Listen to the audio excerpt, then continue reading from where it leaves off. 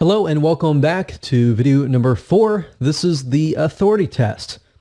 When it comes to being authority, you always want to be one step or one level ahead of your audience. What do I mean by that? I mean, if your audience are newbies, you want to make sure that you are at least in the intermediate level.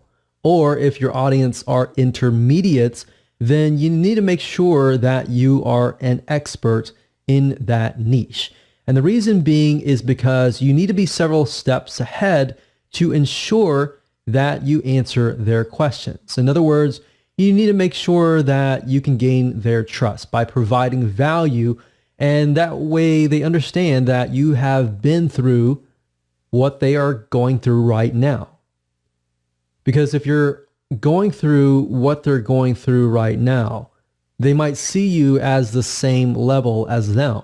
They don't really see you as the authority. They see you as maybe somebody who's a friend or somebody who understands what they're going through, but not yet has encountered the future. See what I mean by that? You have encountered the future, and therefore you can give them advice and tips to help them.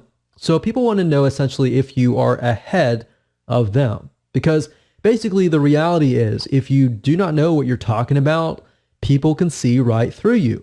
They won't trust you, and in the end, they will not buy from you. Because at the end of the day, people buy from people that they like and trust. So trust is a bigger, major factor here. So that's really what this whole formula is all about, is how can we get people to trust you? And ethically and rightfully so, if you know the niche, you know the advice and the tips, and you've lived it, then you're more likely to be able to connect. And by connecting, you understand their struggles. You see where if you find somebody that's just profitable and you're relying purely on somebody to write the content for you, so you're missing that emotional connection. So at the end of the day, if you think about it, people buy for emotion. They don't buy for logic.